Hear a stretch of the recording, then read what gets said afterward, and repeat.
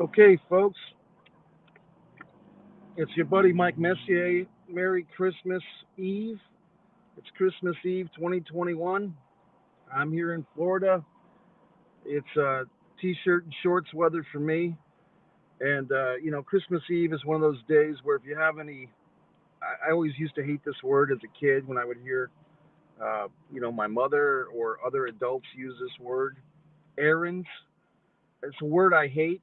I guess I should make a video about that. A word I hate. I do have a nice playlist on Subscribe to Mike Messier YouTube channel titled "A Word I Hate," and I have several words. I think the word "story" is on there, and other words that I hate. And I think I should add "errand" because errand, it just to me it sounds very feminine. It sounds very something your aunt would do. A bunch of errands, but I really don't know else how to describe what I had to do this morning. I had to do a fucking errand, and it was an errand that had several steps to it, several processes. I had to get on a phone to do some things, and then I realized the phone wasn't working because my fingers, my digits are so big, and these windows are so small. I had to get on a laptop computer, which luckily I had with me. I had to do the whole shtick with the hotspot from the phone to my computer in my car, and just do all these wonderful things just to accomplish this errand. So, first world problems and so forth, but I'm glad the accomplishment has been accomplished and we can move on with our Christmas Eve. We've got some comments here, which I said. Thank you very much, Peter. Happy Christmas, bro, and Merry Christmas to you, Peter. Peter's a filmmaker who helped quite a bit with Avalonia Festival 6 just last month. Seems like only a month ago, doesn't it? It was early November. So some things have been going on. Yesterday, I spent a good portion of the day with a friend of mine watching a backlog of Canelo Alvarez boxing matches. You might be saying, "Well, gee whiz, Mike, who cares?" Well, I used to like boxing a whole lot as a kid. In fact, I'm a registered script consultant on Lennox Lewis, The Untold Story, which is available on all types of platforms. So I know my 90s boxing quite well and kind of my mid to eight ladies boxing quite well. But the last 20 years or so, boxing has kind of turned me off in some ways. I think probably one fight in particular, Bernard Hopkins versus Roy Jones Jr. 2. Their second fight, I dragged a friend of mine to a movie theater. We paid like 40 or 50 bucks each to watch this boxing show. It was a god awful boxing show and a god awful main event. A lot of hugging, as my friend said. It was very embarrassing for me that I took my friend to this thing and demanded that he go because we had a horrible time watching this horrible boxing show. And that's one thing why pro wrestling has an advantage over boxing or even MMA in wrestling because of the nature of the business, the predetermined aspect of it. You can have guys make matches good. In boxing or MMA, if there's someone who's dominant over the other guy, or if there's not a good fight chemistry, you might be in for a really lousy time. Uh, and sometimes it's just the way the evening goes. I mean, if you look at Deontay Wilder versus Tyson Fury 2, which I did, I went to a facility. I went to the Dave and Buster's to see that fight, and it was horrible. The card was horrible. The main event, Fury Wilder 2, was horrible, and I really felt horrible about it. And then about a year later, they had their third match, which was I think this past summer, and it's like, well, you know what? Their last fight stunk. I'm going to go to this one. I'm going to give these guys a second chance. I went, and guess what? The fight was a lot better. In fact, that Tyson Fury Deontay Wilder 3 fight is an instant classic. So that's the interesting thing with boxing and maybe MMA, mixed martial arts as well. Those times when it's good, it's great. You know what I mean? But when it's lousy, it's really lousy. But I was watching all these Canelo Alvarez fights. I watched him just fighting. A really interesting fight was him versus Sugar Shane Mosley. I think that was back in 2013. Sugar Shane was 40 years old in this fight. Looked great. Really held his own with the young Alvarez, and they went the distance and so forth. And I watched some other fights. The names of the opponents: Sergey. I would say Sergey Konolov, if I'm getting his name right. And I kind of was watching this Sergey fight. I'm like, hey, didn't this guy beat Hopkins? Because in the back of my memory, I had that thought. So just going on kind of on a boxing tangent for you guys today. I don't know, what's Boxing Day, Peter? Do you know? Is Boxing Day like December 26th in Canada? It's just something. I don't know. I'm just mentioning boxing. In other events, we've got a big football week here. If you're a football fan, the NFL had an interesting week. They had a Washington football team game on Tuesday. Hi, Donna. How are you? Merry Christmas to you and your daughter and everybody. The pets. I think you had pets last time I checked up in Rhode Island. So the NFL had the Washington football team on a Tuesday night. Very interesting story. They had a New England Patriots practice quarterback with 5 days notice had to come in and be the new starting quarterback for the Washington football team because of these protocols for health. 20 guys, apparently 20 team members of the Washington football team could not play as scheduled.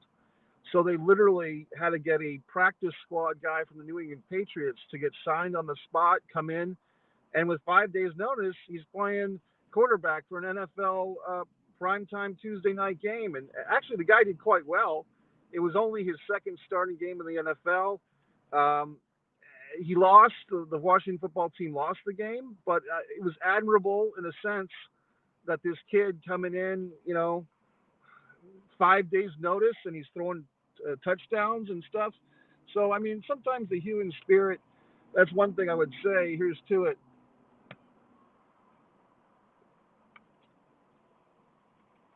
I think sometimes we're hard on ourselves as humanity because, we're destroying the environment and killing each other and have all these diseases that we created. But on the upside, sometimes the human spirit is quite strong. Sometimes we throw a football with 5 days notice, or we write a book, A Distance from Avalon, When the Dying and the Dead Reunite. Oh, that's my book, which is available on Amazon Prime. Great gift, last minute Christmas gift. Or Fight or Play Basketball, my other book, another wonderful gift. So the human spirit of overcoming these obstacles, throwing footballs with 5 days notice, writing books for Amazon Kindle, such as myself, creating movies, Disregard the Vampire, Mike Messier documentary, winner of 11 awards. All of these things show that the human spirit, you'll have to forgive us if we have a disease or a war or something like that. You know what I mean? Because we're doing some good stuff as well. So the human person, the human spirit lives within us all. I'm curious how this Christmas is going to go. If this is going to be a big spreader Christmas with people, people are kind of coming out of their shells. They want to interact with people. They want to socialize. I think a lot of people, if they've gotten the vaccine or not, they're just saying to hell with it. They're going to interact. They're going to hug and kiss on the cheek and all that crap. And I just wonder if this will cause another spike with this Omni crap. I guess I am worried about this situation. I am, as you know, fully vaccinated and boosted and all that crap, but I still have a fucking mask. And look, I hate the goddamn masks too, but I do wear them because I don't want to get sick. I mean, I don't know how else to explain it. Just thoughts. I know some people get upset if you even bring up these topics, but to me, if you're not thinking about these topics to some extent, you're denying reality, as horrible as reality might be. In any event, I did see a movie the other day. I saw The Matrix re-released, or the new Matrix. I guess I didn't give a review yet, but I will. Oh, Peter's asking, how did you enjoy the new Matrix? Good timing, Peter. I enjoyed it. I did. I don't know if you've seen it, Peter. I don't know if I should give spoilers, but I did like the film. I'd say I will do a full review on it, and this is not a spoiler per se, but it's just a little thought. Have you heard, have you heard the expression 12 pounds of shit in a 10-pound bag? That's kind of how I feel about this Matrix movie. I did like it, and I'm not saying it's shit. I'm saying it's actually quite good. I just feel like they crammed a bit too much story into this thing, and I will save that for another video because I want to give this a dedicated review. Folks, please, if you're enjoying these rants, these Mike's meals, the Mike's Interactive, so forth, the biggest Christmas present you can give for me is to share the URLs on your social media, your Facebooks, your whatevers. You don't even have to put an explanation. You can if you want, but people will get the idea. It's some guy talking about stuff. But I will put my Matrix thing, and I just got a ticket actually for another movie. It has two R's in it, and I think it takes place in Florida, a Florida Man movie. So it's something, but I can't. I'm looking around for my phone, but my phone's you're my phone. You're my phone right now. I can't check what the thing is. Well, Peter, just my style, buddy. Just because I didn't label this a Matrix spoiler review movie video here, I'm going to save that. But I will give your rating of the new Matrix 6.5 out of 10. I might be a little bit higher than you.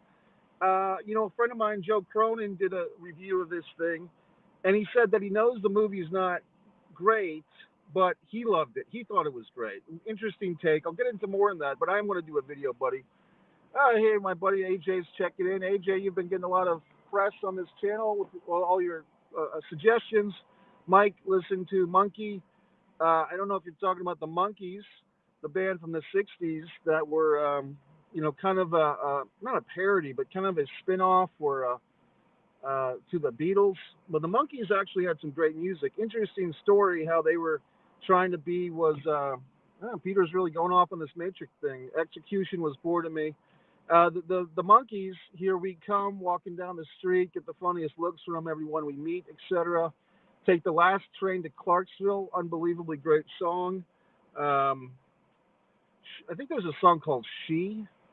I'm guessing that Donna, if she's still around, was probably a Monkees fan like I am. The Channel 56 in Boston used to have quite a bit of stuff. Rikishi wants Umaga in Hall of Fame. Why? He didn't do anything. Well, all these wrestlers look out for each other, brother.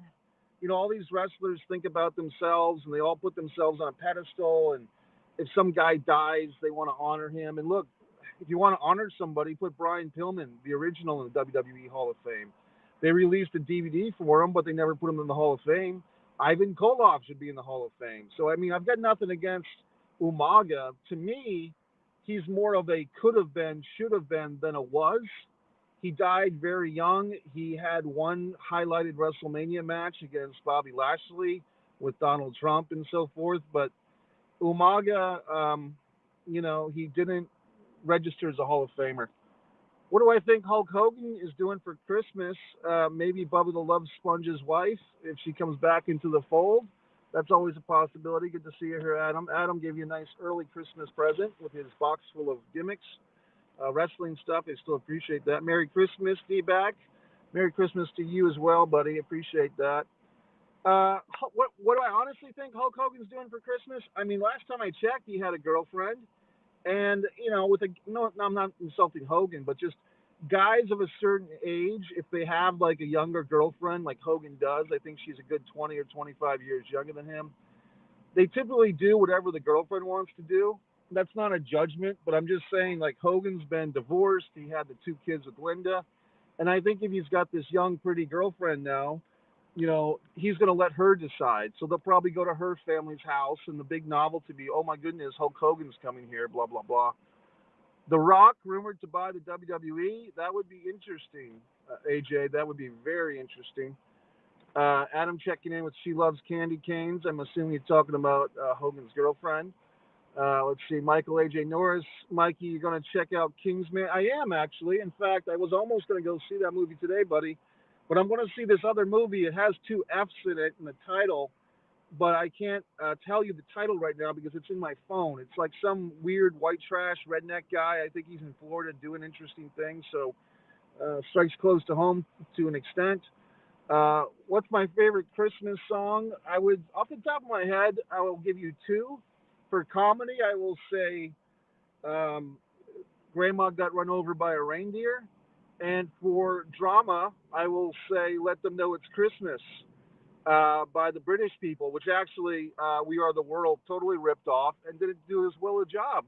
In my opinion, you can listen to Let Them Know It's Christmas after all with, you got George Michael, I think you have Bono in there, and you've got all these wonderful things.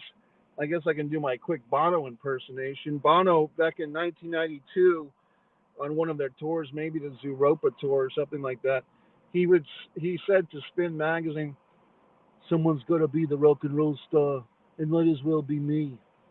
So I mean, there you go, pretentious fuck that he is, but he does make good music.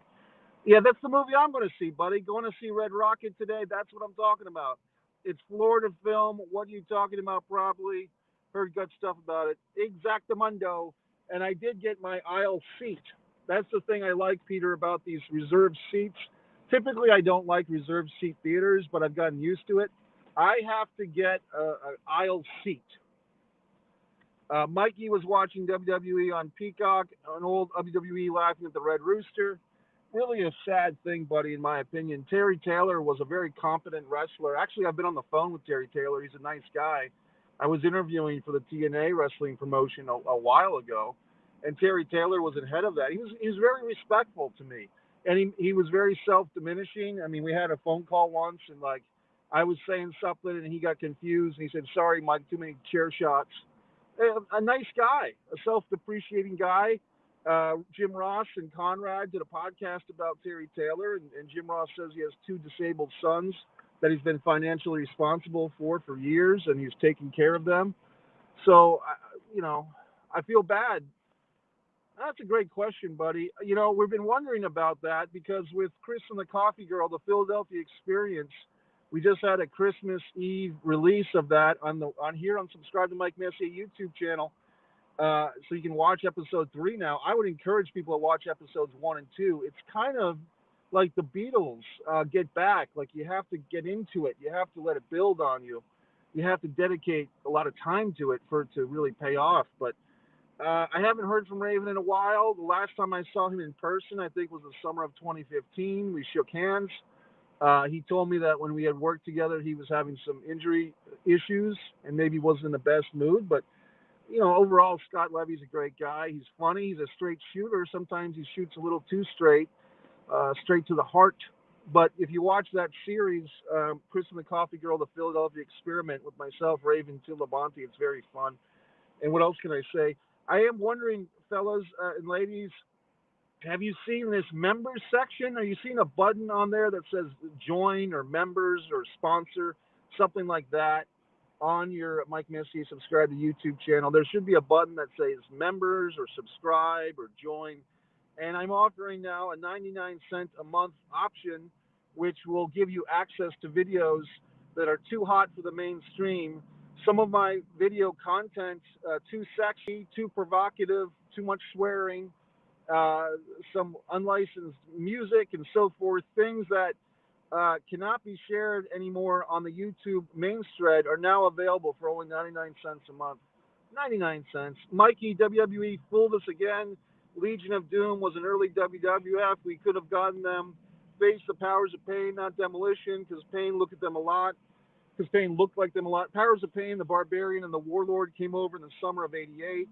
Interestingly enough, they did not want to wrestle the Road Warriors in a series of scaffold matches because they knew that they would be taking the bumps off of that thing. Poor booking by Dusty or the NWA. It's funny, I do have a Patreon page, Adam, but I never really got it going. But the 99 cents, I think that's a great deal for some of these unsolicited things. Sammy's in here. What's up, Sammy? Merry Christmas, Sammy, and to everybody.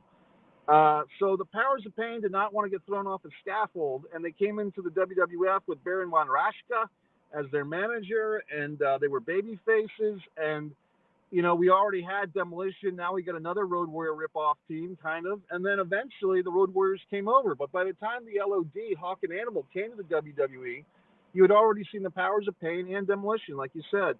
Thoughts on Conrad's DDP, Jake the Snake podcast he's launching? First I've heard of it. Adam, breaking news, for me anyway, Conrad's doing a podcast with Jake the Snake. I think it'll be very interesting. My best wishes to Snake Roberts, who I've met, nice guy to me, a troubled soul. As you know, his half-brother, Sam Houston, and I are affiliated. In fact, I wrote a pilot for the life story of Sam Houston, which he has somewhere, and Sam is a nice guy, so Jake is a legend. He probably has some great stories, and I mean, I'm not trying to be cynical, but I just hope that Jake can stay on the straight and narrow as he's done for 7 or 8 years. So I'm pulling for that podcast. I'm glad to hear about it. You know the name of it? It could be called DDT. Amos as a face is a huge mistake. He will fall like Kali. Good point. Yeah, I mean, you know what? I didn't even know he was a baby face, AJ. That's the first I've heard of that, man. So, I mean, I'm really out of the loop. I mean, I did do a nice Wrestling with the Future podcast, kind of an unexpected surprise visit. My buddy there, Angelo, has turned babyface, and he's uh, getting some people from the past to come on the show, and I was happy to be there with them. And we had our buddy Javier from overseas, great guy Javier, and Jake, Angelo's new podcast partner, and it was a nice reunion. And Angelo was funny because he said, "Mike, we always fall into the same conversation, which is me and him pissing on WWE." AJ, aka Dadpool, great handle, man. Merry Christmas, Mike. I love it. Thank you. I did see Venom a couple of times, and I didn't realize it was a sequel until I'd seen the whole movie, and I was confused. I was like, "Am I missing something?" Yeah, Mike, you missed the whole first movie. That's not Deadpool. That's Venom I'm talking about. Oh boy. Okay, folks. Well, guess what? I'm outside the gym. I think I'm going to go in there, believe it or not, and do some working out, stretching my back.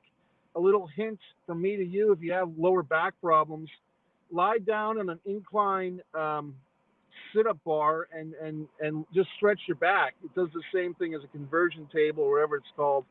Just stretch out your lower back. Lie on that incline bench in the gym that's used for sit-ups, but just stretch out your back. How many tag teams does AEW need? They have enough to launch a show that's just tag teams. Maybe that's in the works. Who knows? I mean, FTR, rumors of the Briscoe brothers coming in. Who was that new guy that AEW just got? Kind of a chubbier guy with tattoos. They just got him. What do you think about ex-wrestlers turning into